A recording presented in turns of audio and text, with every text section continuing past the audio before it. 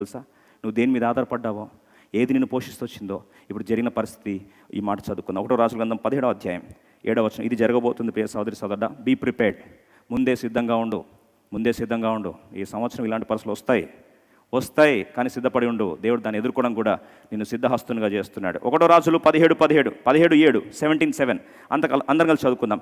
కొంతకాలమైన తర్వాత దేశంలో వర్షము లేక ఆ నీరు ఎండిపోయాను.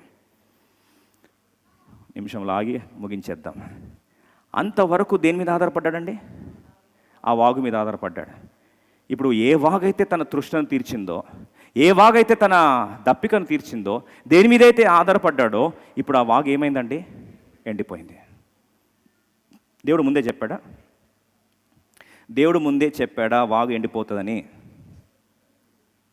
చెప్పండి త్వరగా. ఎలా పోషిస్తాడో చెప్పాడు, కానీ ఎలా ఆధారపడాలో చెప్పాడు, కానీ ఆ వాగు ఎండిపోతుంది దేవుడు చెప్పాడా?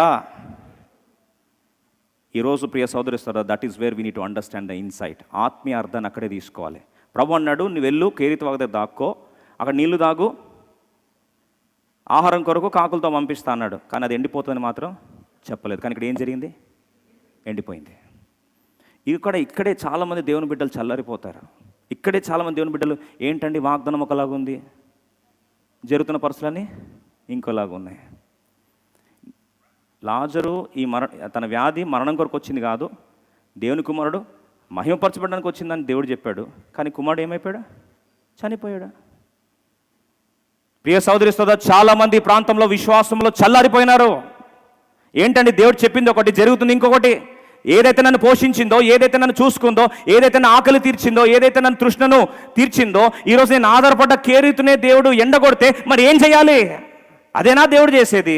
వెంటనే అనుమానం వచ్చి దేవుడు చెప్పింది ఏంటి, చేసింది ఏంటి? పోయి కేరీతు వాగు దగ్గర అంటే కేరీతు వాగు దగ్గర ఉన్నాను, ఇప్పుడు ఆ నీరేమైపోయాయి? ఎండిపోయాయి. మరి దేవుడు చేసింది తప్పు కాదా? దేవుడు నన్ను మర్చిపోలేదా? దేవుడు చెప్పింది ఏంటి, చేసింది ఏంటి అడగవా? ఈరోజు చాలామంది దేవుని సేవకులు ముందుకొచ్చి, దేవుని సేవింతామని ముందుకొచ్చి, దేవుని వాగ్దానం నమ్ముకొని ముందుకొచ్చి, ఏదైనా జరగకూడదు జరిగితే వెంటనే దేవుని ప్రశ్నించి అసలు దేవుడు చెప్పింది ఏంటి, చేసింది ఏంటని చల్లారిపోయినావా ప్రియ సోదరి సోదరా? ఈ సంవత్సరం దేవుడు ముందే హెచ్చరికిస్తున్నాడు. God is giving you exhortation and preparation before itself. ఏమని? ఆ ప్రాంతానికి వచ్చేసరికి ఏమైందండి? కేరీతు వాగు ఎండిపోయింది. కానీ ఒక మాట చెప్పాలని ఆశపడుతున్నా, నిజంగా నువ్వు దేవుని జీవంగల దేవుని కుమారుడవైతే, కుమార్తెవైతే, ఆయనతో కాంటాక్ట్లో ఉంటే వాగు ఎండిపోతే నువ్వు సంతోషపడతావు. నువ్వు ఆధారపడింది ఎండిపోతే నువ్వు సంతోషపడతావు. నువ్వు ఆధారపడింది ఆగిపోతే నువ్వు ఆనందంతో, నిత్యానందంతో, సంతోషంతో స్పందిస్తావు. మీరు ఇదేంటండి విడ్డూరంగా చెప్తున్నారని. కేరీతు వాగు ఎండిపోతే సంతోషపడతారు. వాస్తవం చెప్పమంటారండి? కేరీతు వాగు ఎందుకు ఎండిపోయిందండి? అక్కడ చూడండి మాట రాస్తుంది. కొంతకాలమైన తర్వాత దేశంలో వర్షము లేక ఆ నీరు ఎండిపోయింది. వర్షము లేక ఎండిపోయిందంటే వర్షం రాదని ఎవరు చెప్పారండి? ఏలియా చెప్పాడు. అంటే ఇప్పుడు ఆయన చెప్పిన మాటను ఏమవుతుంది? నెరవేరుతుంది. అంటే ఈయన ప్రవక్త అనే ముద్ర దేవుడు వేసాడా వేయలేదా? వేసాడు. ఇలా ముద్ర వేస్తే చెప్పిన మాట నెరవేరితే, వాగ్దానం నెరవేరితే మరి నువ్వు సంతోషపడాలా ఏడవాలా? అర్థమైన వాళ్ళు చేతండి. అర్థమైతే చాలండి, ఈ సంవత్సరం ఎదుర్కోవచ్చు. If you know the mystery of this truth, let me tell you, 2022 you can go with the spirit of God, courage of God, come what may. మరి దేవుడు చెప్పాడు కేరీతు వాగు తెలుమని, కానీ వాగు ఏమైంది? ఎండిపోయింది. కానీ దాంట్లో దేవుడు నీ మాట చొప్పునే ఆయన ఏమన్నాడండి? వర్షము పడదన్నాడు. మరి వర్షం పడకపోతే వాగులు ఏమవుతాయి? ఎండిపోతాయి. ఎండిపోయిందంటే నీ మాట ఏమైంది? నెరవేరింది. నెరవేరితే నువ్వేం చేయాలి? థ్యాంక్ యూ లార్డ్ అని ఆరాధించాలి. మనమైతే వాట్ లార్డ్ లేక 2020లో ఏదో కొద్ది తీర్మానం చేసుకొని లైఫ్ టెంపుల్ పరిచర్య దేవుడు మాట్లాడుతుంది కదా అని వచ్చి చేస్తే ఎండగొడతావు ప్రభువా. Let me tell you, these are all facts and these are going to happen. కానీ నువ్వు దేవుని బిడ్డవైతే ఎండిపోతే ఏమంటావు తెలుసా?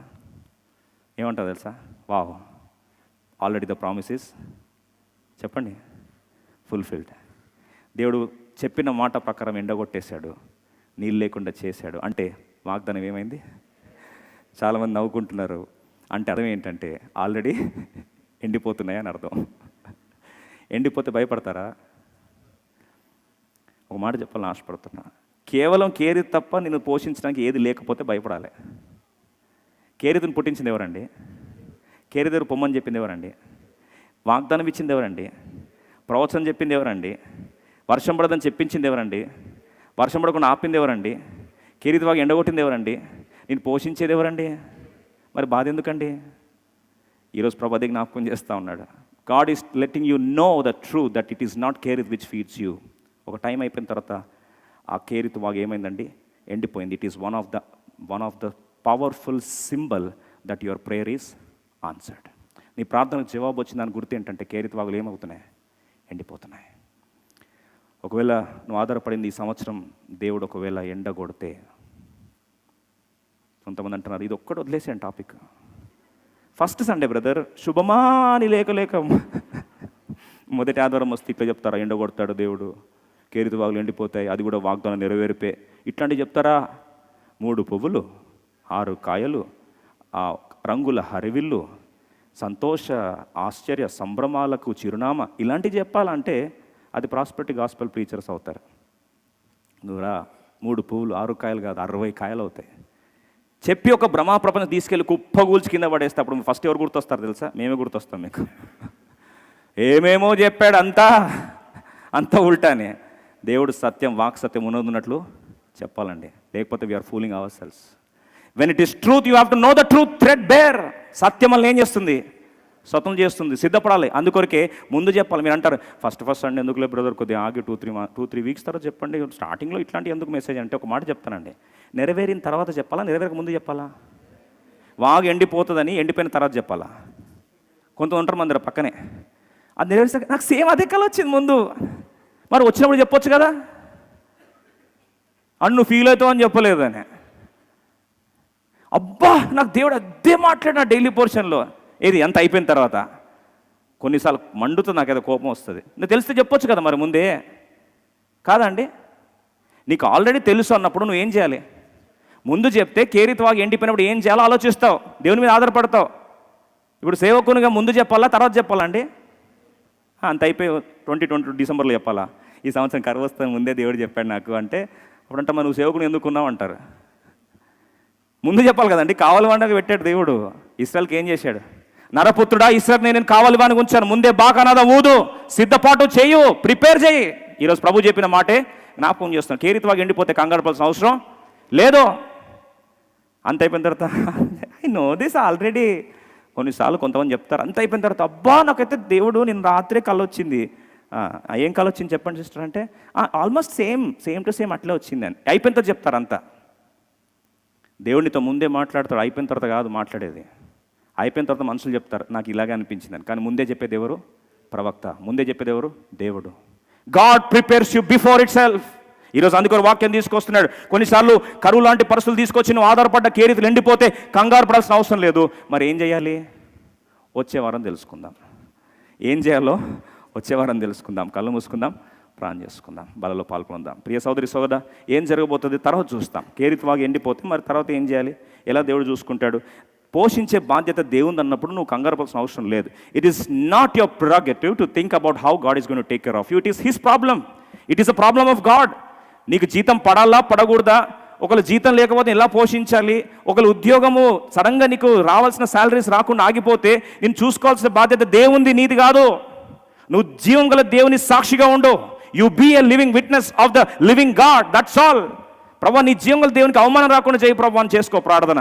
ప్రభుని నడిపిస్తాడు, వాగ్దానపూర్వకంగా ప్రభు కృపనిస్తాడు.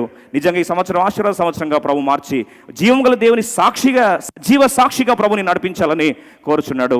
బలలో పాల్గొందాం, పశ్చాత్తపడదాం, క్షమాపణ కోరుదాం, సిద్ధపడదాం, వాక్యపు వెలుగులో పరీక్షించుకుందాం. ప్రభువా నేను జీవం గల దేవుని సాక్షిగా ఉండాలని ఆశపడుతున్నా.